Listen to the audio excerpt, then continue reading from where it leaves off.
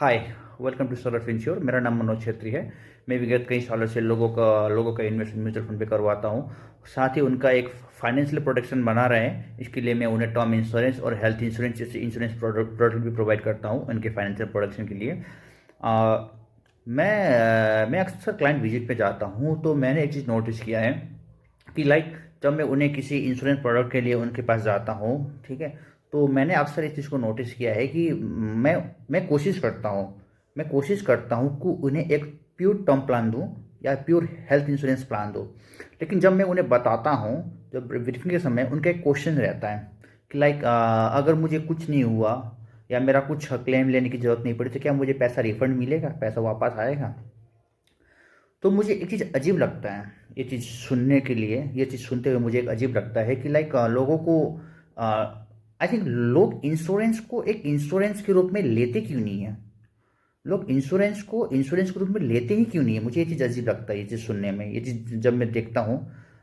मैं ऑनेस्टली आपसे कह रहा हूँ, ठीक है, मैं आपसे ऑनेस्टली कह रहा हूँ, जितने भी मेरे व्यूवर्स जो इस वीडियो को देख रहे हैं, मैं एक्चुअली आपसे कह रहा हूँ कि आप इंश्योरेंस को एक इंश्योरेंस के रूप में देखिए और इन्वेस्टमेंट को एक इन्वेस्टमेंट के रूप में देखिए। इंश्योरेंस को एक प्रोटेक्शन के रूप में देखिए और इन्वेस्टमेंट को एक प्रोटेक्शन के रूप में ना देखिए, ग्रोथ के रूप में देखिए। आप हमेशा याद रखिए, आप इंश्योरेंस और इन्वेस्टमेंट को कभी भी मिक्स मत कीजिए।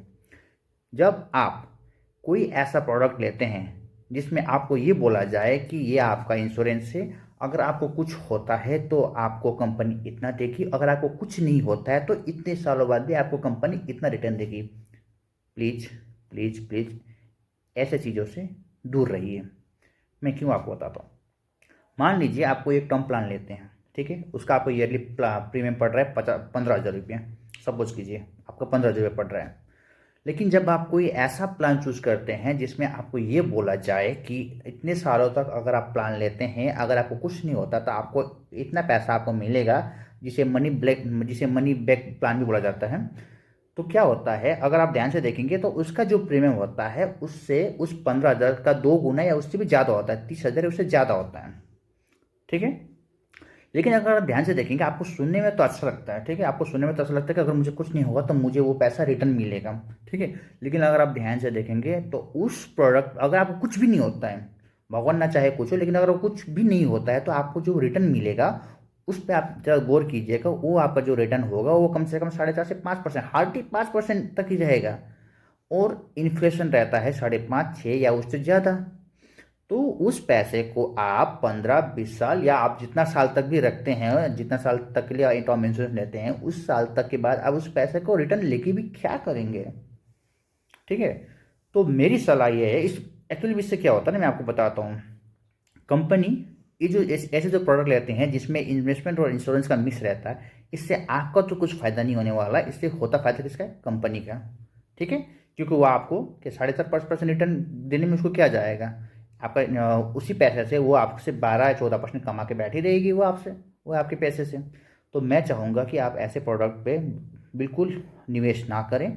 आप इंश्योरेंस को इंश्योरेंस के रूप में देखिए और प्योर इंश्योरेंस प्लान लें। इन्वेस्टमेंट को इन्वेस्टमेंट के रूप में देखिए और प्योर इन्वेस्टमेंट प्लान लें। अगर आप इसको मिक्स करेंगे तो आप गलत कर रहे होंगे, आपके फ्यूचर के साथ आप गलत कर रहे होंगे, आपका पैसे की बर्बादी होगी, कंपनी को इससे फ़ायदा होगा, आपको कुछ फ़ायदा होने वाला नहीं है। इससे अच्छा है कि आप 15,000 का पैसा 15,000 का टर्म प्लान ले लें और ये सोच के ले कि ये मेरे फाइनेंशियल प्रोटेक्शन के लिए है, कि अगर मुझे कुछ हो जाता है तो वो जो मेरे मेरे पीछे जो लोग हैं, जो मुझे चाहने वाले हैं, जिनको मैं चाहता हूँ, उनको कोई दिक्कत ना हो, पैसे की कोई तंगी ना हो, इसके लिए मैं ये पैसा रख रहा हूँ। और जो बचा हुआ पैसा अगर आप दे भी सकते हैं तो 30,000 या उससे ज़्यादा भी जो दे सकते थे, उस जो बचे हुए पैसे को आप कोई इन्वेस्टमेंट शुरू कर दीजिए। उससे आपको वो जो आपको कुछ नहीं होने वाला जो सिचुएशन था, उससे ज़्यादा पैसा या आपका इन्वेस्टमेंट बना के देगी, ठीक है।